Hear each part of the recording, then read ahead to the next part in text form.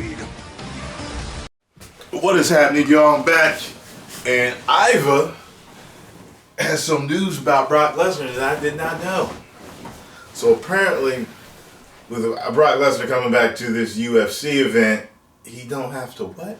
He don't have to take no testing for, pretty much, he's been exempt for USADA, which means the U.S. Anti-Doping Agency. So, so he's exempt.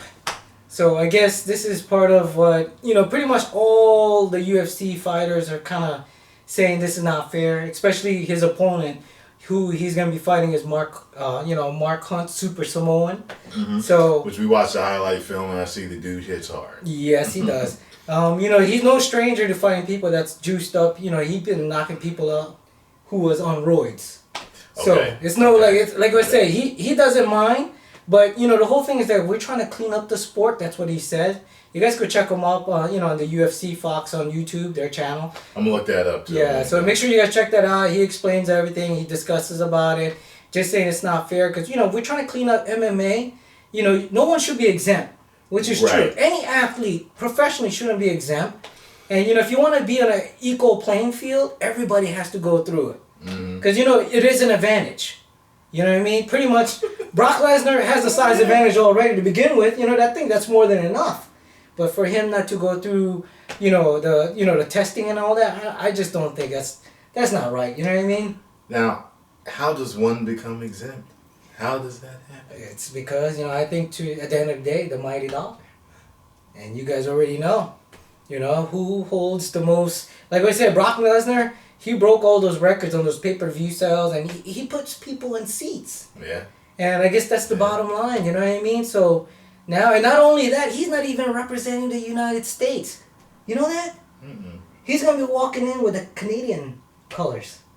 Brock? Yes. Is he Canadian? He's not Canadian. He's not Canadian, but he's going to be repping for his adopted country because, it's crazy, man. You guys have to check it out. Wait, I don't get this. What? I'm going to have to watch He's this. not representing the United States. Like it says, like in the article that I read today, and I seen it in a couple of, posts, they say that he's going to be repping for Canada.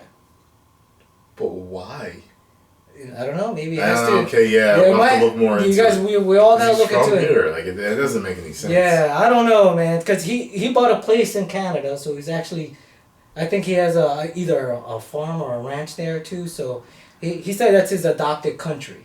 So he would like to represent. Interesting. Yeah, interesting. It's just weird. And now he's exempt from, anti-doping. So, this could be something. Has that ever happened before? Never. Someone was exempt? Yeah, no. Never. Ever since they did all that testing, nobody had ever been exempt. Anybody that got caught, they got suspended. Just like Frank Mir when he fought Mark Hunt. Okay. He was on, he was juicing. Okay. And he got caught. But Mark Hunt still knocked him out. So, and what was it you told me the Super Samoan said? He says, listen, if he has an itch, I have the scratch for him. He says, you know what? He told him, you know what? Let him be juiced to the gills. Come at me. Come on. He's good. Ready. That's real no fear right there. Because, steroids only make you more man. Like, it really augments your strength, man. I've seen it with guys, and it's like, shit. And like I said, 4 months exemptions and stuff like that. I mean, literally, they start testing you, and it's only a matter of 4 weeks. How do you go trying to get that out your system within 4 weeks? It's impossible. If you are juiced to the gills, you know what I mean? Yeah, I wouldn't really know at that point what's what, but man. But like I said, Brock Lesnar brings money, brings new fans to the UFC, brings new fans to MMA. It's a big money fight, guys. So I guess at the end of the day, like I said, the mighty dollar holds everything. Hopefully I'm wrong. You know what I mean? Hopefully all these things that's on, social media is wrong. But like I said, I'm excited to see Brock Lesnar to come back because I thought he retired too early because he had the disease that had to, had to go through surgery and all that. But like I said, now but he's gonna be back wrestling too. Yeah, because after this fight, I think he has to make an appearance in SummerSlam too, I believe. Yeah. So. So still both organizations making money off of him. So and like I said, it's all about money, guys. Yeah. Well, I have his book Death Clutch on audio, and I listened to it, and he's straight business like all the time, pretty much. He's big into providing for his family. Like his family probably has plenty of money. Yep. But it's one of those things where he's just always wants to build his wealth, and if it makes sense to him, the deal makes sense. He'll go for it. He's good. But you don't see him a lot because he's very private. He loves to be with his family and his wife and his children a lot. I respect that. That's why you don't see him much, even out. You don't see him a lot wrestling anymore. He's at a point now where he can kind of call the shots. He appears when he wants to, type of thing. And I mean, I can't. Hey, The Rock's at that level. He calls the shots. He could appear at WrestleMania whenever the fuck he wants to, or on Raw or anything else. Because at this point, they've transcended just the WWE, and the WWE needs them. Exactly. UFC needs them.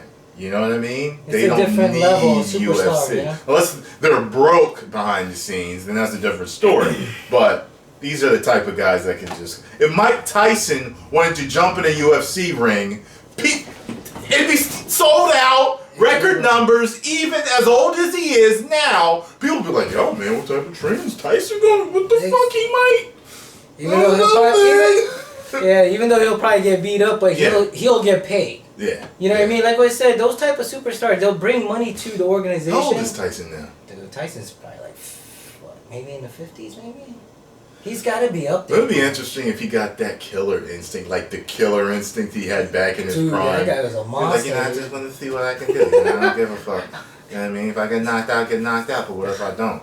I'm like, shit, that promo I'm going to watch this fight, Mike. I'm flying out here to see this fight. You know what I'm saying? I bet you he still got that punching power, though, man. I don't care what age he is. I'm sure he does. And let me tell you, with him, when you watch his fight, dude, let me tell you, he put all his weight. His fights were dynamic. Dude, all his weight in his punches. His power punches was coming from his legs. Yeah. You know what I mean? So he's throwing his whole body weight into using his legs, his calf muscle, his quads. He's using all that. That's strong. He was short and compact. It's like a lot of dudes taller than him. He was like 5'9", 5'10", or something like that. Yeah, I think so. He was short. He was under 6 feet, though. I tell you that much. But he was stout. I mean, like he was built like short and compact, man. Top dudes, man. Yeah. Killer. So, I mean, it's funny how a lot of times the guys that put people in the seats aren't always considered the best, but it's an X factor they have. Exactly. Like, I mean, to me personally, arguably in his prime, Tyson is arguably the best heavyweight ever. Yep. You know what I mean? That's true. But his record and how his life went. You can see that it's different, but story. Man, everybody, to me, everybody sees Tyson for his legacy and the legendism of his fighting abilities. You know what I mean? That's how I see him. I don't even look at all the other stuff that he did. No. Yeah, you know what I mean? I look at his fighting prime, man. That's what I like watching. Even though I know he's gonna knock the guy out for less than a minute, we still order the pay-per-view. Yeah. You know what I mean? Controversial, all that stuff. Yeah, we didn't care. It puts people in the seats, man. Yeah, exactly. Same thing like with Brock Lesnar, man. Regardless whatever the issues are, we're seeing Brock Lesnar coming back, and like I said, a lot of people say he retired too early from the sport, and we wanted him to continue, fight a few more times, at least avenge. And not avenge his losses, but just fight the best. Yeah. You know what I mean? Like I said, he's a big dude, and like I said, he moves like he's 205. Who's that? Everybody keep talking shit about it. That beat him up. Oh, King Velasquez. Yeah, that's who every time I talk about Brock, I always see someone in the comment section. King Velasquez gonna kick his ass. They fight again.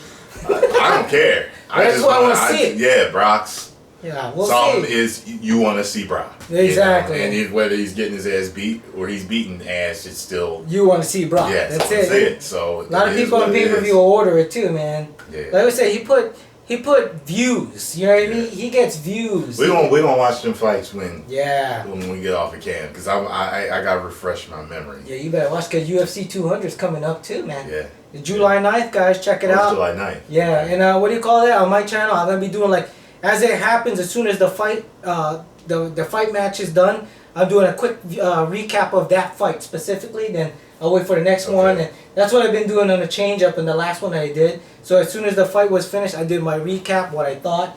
Then Then I did the next match after that was done. Then I did a fight recap right away. Because what happens, you get monitored what you load up for UFC stuff. So you gotta try to do it before. You know what I mean? Really? Okay. Yeah. All right. Yeah, it's weird, man. Kind of like trial by error, guys. Yeah. It is what it is. That's right. YouTube. So anyway, y'all, make sure you go follow him on AJ Quest. Yeah, I always forget because I remembered what it was and it was long a real ass. long name.